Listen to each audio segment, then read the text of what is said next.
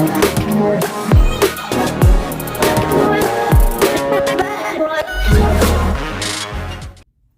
everybody, and welcome to this week's Hot Topic video. I have been wanting to get this video done for quite some time now, but I was sick yesterday. I still don't feel that great today, and every other time I've tried to do this video before now, something has come up, so I'm doing it now. But if you're friends with me on my personal Facebook, you know that I really wanted this next Hot Topic video to be on the subject of owning animals and having children, especially small children and babies. This is something I wanted to talk about since we have a 5-month-old baby, and we have 3 dogs, and we have over 30 snakes in our house. Part of the reason I wanted to talk about this particular subject is because of that story that came out a couple of weeks ago maybe, about the 2 family dogs that attacked the children, and unfortunately the children did not make it, and the mother was put in critical condition in the hospital. We actually own a dog like theirs. He's not full-blooded pit bull. He's a pit bull Great Pyrenees mix, but we adopted him at 3 years old. We also have a fully grown Siberian Husky, and we have a Rat Terrier. So we have 3 dogs in our home that live with us. They're inside dogs, they're not outside dogs. And we have our little baby, and then we have all of our snakes. And we most often get questions about our snakes. You know, we get questions about how do you properly contain your snakes and keep them from getting out? How do you have all those snakes in your house and have a little baby? And you know, most people don't really bat an eye about our dogs being around her. Yet our dogs, they don't live in an enclosure. They're not contained. They're not enclosed anywhere. And they're out around us all the time.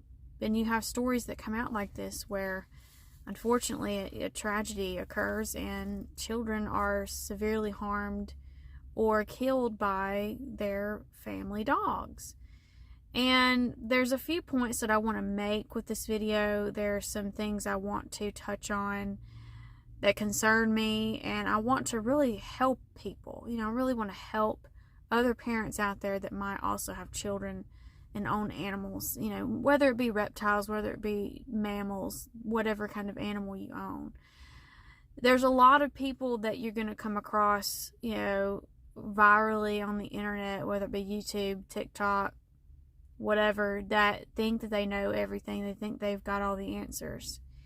And the point that I want to get across to you in this video is that no matter what, we have to first and foremost recognize that these are animals. They are not people.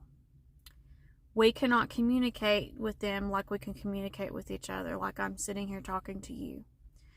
So even if you think you know what made an animal do what it did, or what caused an animal to react in the way that it did, you can't 100% know. And sometimes there will be a trigger for an animal that you will never be able to figure out. There are actually times where dogs or other animals will attack and you will not be able to figure out why they did that at all. So there's been breed blaming when it comes to pit bulls being around children, like you should never own a pit bull, like this is the worst dog to have around your child. And then, you know, then it goes into don't own a large breed. Don't go there if you're a parent of small children or babies. You shouldn't have a large dog around your children. And that goes into reptiles as well, because you know, if you have a large constrictor like a reticulated python that's fully grown, or a Burmese python, or a boa constrictor, any snake like that that's a larger snake, larger bodied snake, you know, people will say don't ever have that around your children. Your children shouldn't be out around a snake like that. So we get into all these opinions and all these people trying to find the definite or the absolute fact when it comes to these things. And no breed or no type of animal is any more worrisome than another. I know that everyone likes to run back to statistics and they like to say, well, pit bulls are more responsible for this and pit bulls are more likely to do that. Well, the truth of the matter is, I have seen plenty of videos where dogs have attacked people and reptiles have attacked people. And some of the animals that you may not think would be able to do a lot of damage have done some damage, okay? And one thing that I want to point out to you is that any animal, no matter how big, no matter how small, is capable of damage.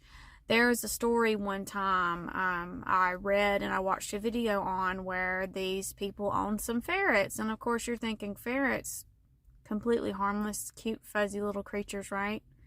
Well, come to find out, newborn babies, the smell of a newborn baby mimics that of a baby rabbit to a ferret.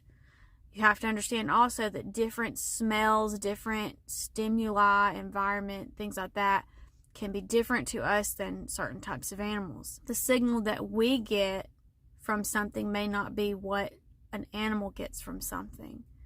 So what happened was the mother, and it was found out that these people were irresponsible owners too. They were not keeping their animals properly. They were not properly contained. Well, this mother had the baby in a car seat. And you know, like a lot of parents, you know, you put your child in the car seat. You might not think anything about setting the car seat down while you run and grab something really quick. Or maybe if you've just walked in the door, you sit the car seat down, the baby's still strapped in, you're putting your groceries up, something like that. Well, in this particular case, the mom sat the baby down in the car seat, was strapped in on the floor. She ran upstairs to do something, and the ferrets smelled the baby and came down there and attacked her. And I will not go into detail because it's pretty bad what happened. The baby lived, but it's still pretty bad what happened. And that's my point, is that, you know, people sit around and talk about pit bulls. People sit around and talk about large snakes. They talk about all these animals that are supposed to be a red flag and you should never have these around your children. They're like, any animal can injure you. Any animal can attack you, okay? I used to own rabbits. I used to keep rabbits as pets. And there was one time where one of my rabbits was trying to communicate to me that she wanted me to get out of the way. I was in the floor and I was in her way, sitting on my knees. And she actually bit my ankle and I started bleeding. And I had no idea she had even bitten me because I didn't feel anything. But when I looked down at my ankle, I realized that she had. And I had blood running down my leg. Now, you wouldn't think anything of a little fuzzy bunny, right, around your kids. But if a bunny rabbit bit your child like that and they were bleeding, you'd probably freak out and want to let the rabbit outside or give it away. And that's my point. My point is that children should never be left unsupervised around any animal, no matter what kind, no matter what size, okay? And I don't know the details of the story about these two children. I don't know if they were in a room alone with these dogs or not, because I know they did attack the mother. She tried to step in and save the children, and apparently the attack lasted about 10 minutes. That's a pretty long time, okay? So, number one, I want you to think about the fact that there's two of these dogs, okay? They're both really powerful. They're both big.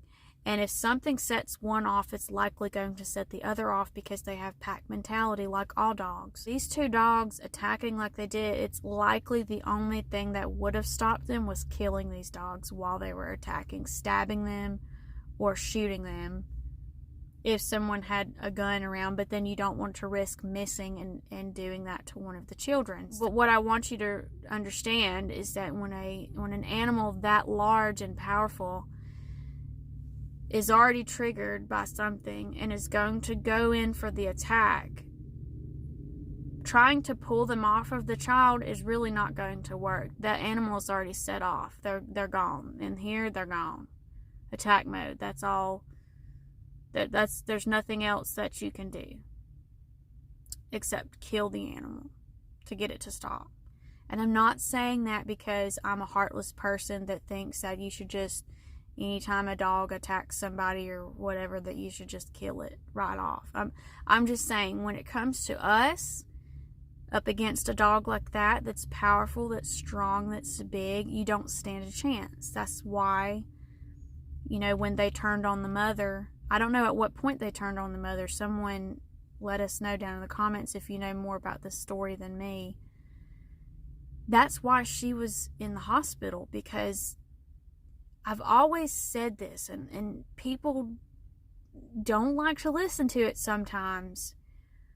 But if an animal is bigger than you, it can kill you.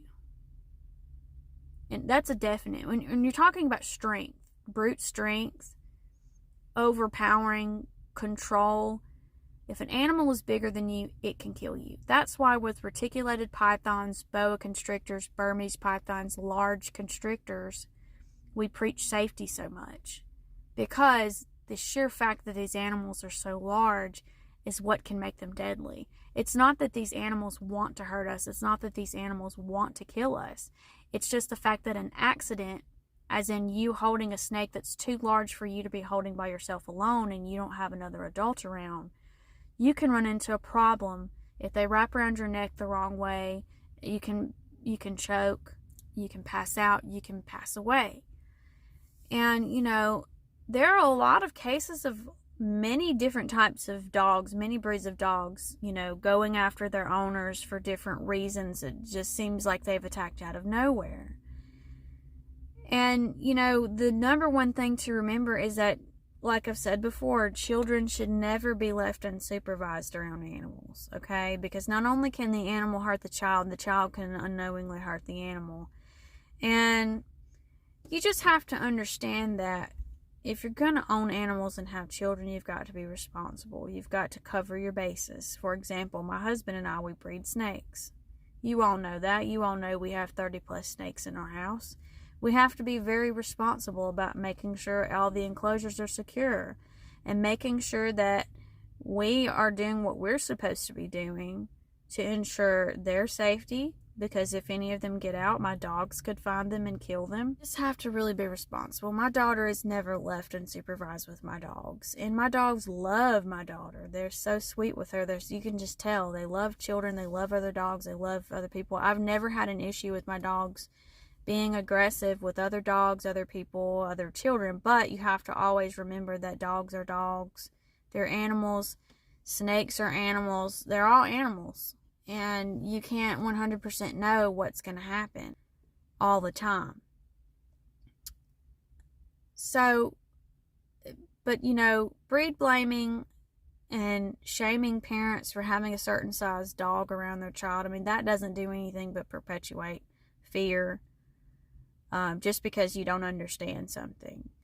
And there is a way to have a rewarding experience with having dogs and having children, owning snakes, having children, whatever animal it is that you want to have.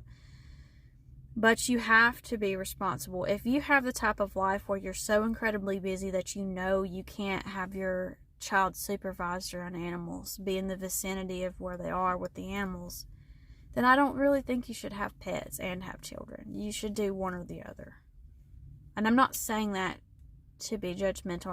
I'm saying it because you don't have to think about anything. You know, you don't have to wonder, you don't have to worry if you know that you just don't have the lifestyle or the type of time to dedicate to supervising your children around the animals you have. Animals are animals. They can attack for any reason, and I think we forget that. And I saw a video on TikTok that I thought was great, because the lady said, we can love our dogs unconditionally, but we cannot trust our dogs unconditionally. And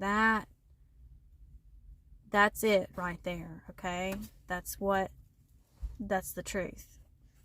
Same thing with snakes. Same thing with any animal. And I know I've made this video sound more about like I'm talking about dogs, but people are going to have an opinion. People have opinions about us. They think we're crazy for what they do. If they're not somebody that owns snakes and they don't know anything about them, they think we're crazy for having snakes in our house and having a baby.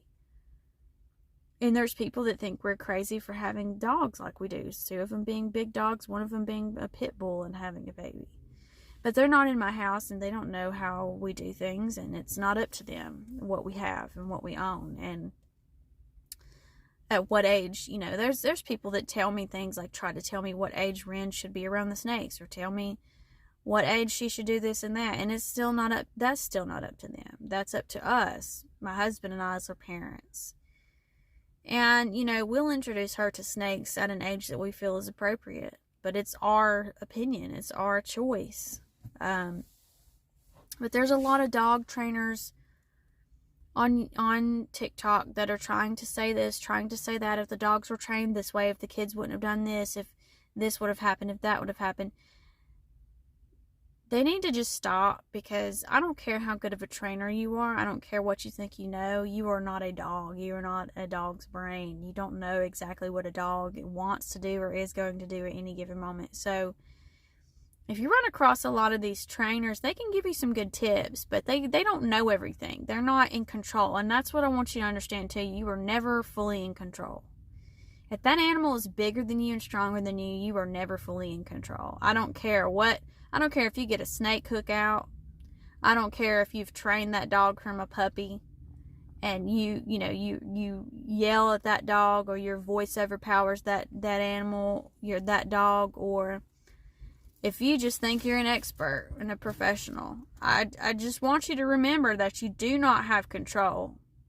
And that it's about the relationship you have with the animal. It's not about control. Everyone thinks it's about control. You can't control something that's bigger and stronger than you. You have to have a good relationship with that animal, okay? Because the relationship is more important than you trying to, because what you're doing is, when you're trying to have control, you're trying to overpower something that you can't overpower. But my heart goes out to this family, and another thing, I don't want anybody to point fingers at this family. We don't know the true circumstances. We don't know what happened. We don't know what made the dogs attack. We don't know. The mom could have been there with the children, and even if the mom wasn't with the children, they had these dogs for years, and they thought that they loved the children and that they would never do this. And so I don't think that pointing fingers or saying rude things and trying to make the mom or the dad feel bad is not going to help anybody. But going forward, even though we don't know what truly happened, I just want you to just understand that you cannot be in control when an animal is that large and that powerful. You have to understand that. Now, if you choose to take what I said and think to yourself, okay, I want to plan to have a baby next year, but I also want to get a dog in the same year or the year after, or I want to get into reptiles. I really, really would like to get into snakes and have a large constrictor, think about it. Think about it. Do you want to deal with it? Do you want to deal with that thought, having to worry about it? If you don't, then don't get a large breed dog. Don't get a powerful breed. Don't get into snakes and get a large constrictor like that. Don't do it. If you just don't want to worry about it. We have snakes in our house that are not fully grown yet, but they're going to get large. They're going to be huge boa constrictors and huge reticulated pythons. We don't have mainland retics, but we have a super dwarf and a dwarf. So, yeah, just think about it. Just think about what I'm telling you and understand it. And just, going forward, when you're around animals like this that are powerful, that are large, you really, really have to respect these animals, and you really have to know what you're doing.